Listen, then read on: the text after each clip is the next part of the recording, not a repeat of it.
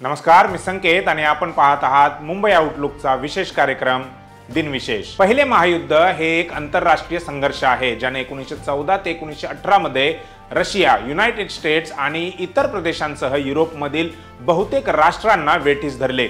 2 April 1917 रोजी अध्यक्ष Woodrow Wilson यांनी काँग्रेसच्या संयुक्त अधिवेशनात त्यांना जर्मनी विरुद्ध युद्ध घोषित करण्यास सांगितले। सिनेटने 4 एप्रिल रोजी हा कायदा मंजूर केला।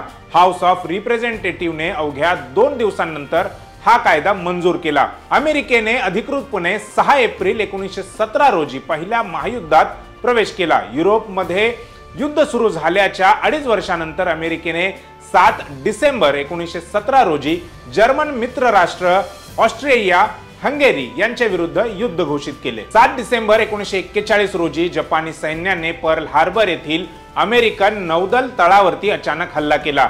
या हल्ल्यात 2403 जवान ठार झाले आणि 1178 हून अधिक जण जखमी झाले होते। तसेच 6 अमेरिकन जहाजे देखील बुडाली होती। त्यांनी यूएस नेव्ही आणि आर्मी एअर फोर्सची 169 विमाने देखील नष्ट केली होती।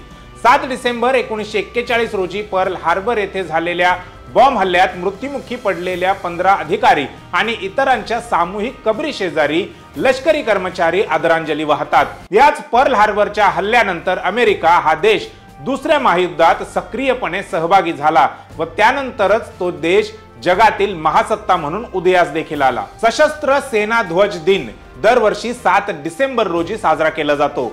शूरांचा सन्मान करणे आणि अभिवादन करणे तसेच देशातील नागरिक आणि सशस्त्र दल यांच्यातील पारंपरिक बंध वाढवणे हा या दिवसाचा उद्देश आहे। जुलै 1948 मध्ये कॅबिनेटच्या संरक्षण समितीने ठरविल्यानुसार या दिवसाला सशस्त्र सेना ध्वज दिन असे नाव देण्यात आले। हा दिवस आता आपल्या राष्ट्रीय जीवनाचा सन्माननीय वार्षिक वैशिष्ट्य बनला आहे। या दिवशी लष्कर, नौदल आणि हवाई दलातील जवानांनी केलेल्या सेवांचे स्मरण केले जाते। सरकारने 1993 मध्ये सर्व संबंधित निधी एका सशस्त्र सेना ध्वज दिन या निधीमध्ये विलीन केला। सशस्त्र सेना ध्वज दिनानिमित्त निधी उभारणीचे 3 मुख्य उद्दिष्ट होते।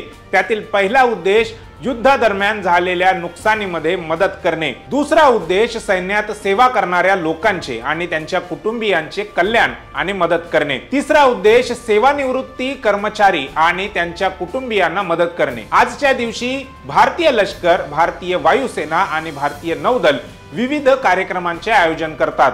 कार्यक्रमातून जमा होणारा पैसा सशस्त्र सेना ध्वज दिन निधीमध्ये जमा केला जातो। आज संपूर्ण जग नागरी उड्डाण दिन साजरा करत आहे। जगाच्या सामाजिक आणि आर्थिक विकासात विमान वाहतूक आणि आंतरराष्ट्रीय हवाई वाहतुकीच्या भूमिकेबद्दल जागतिक जागरूकता वाढवण्यासाठी हा दिवस साजरा केला जातो। आंतरराष्ट्रीय नागरी विमान वाहतूक संघटना म्हणजेच ICAO ची स्थापना 7 डिसेंबर 1944 रोजी नागरी उड्डयन प्रकरणांमध्ये जागतिक सहकार्य आणि एकसमानता वाढवण्यासाठी करण्यात आली। हा दिवस साजरा करण्याचा उद्देश आंतरराष्ट्रीय हवाई प्रवास ओळखणे आणि जगाच्या सामाजिक आणि आर्थिक विकासासाठी विमान वाहतुकीचे महत्त्व सांगणे हा आहे।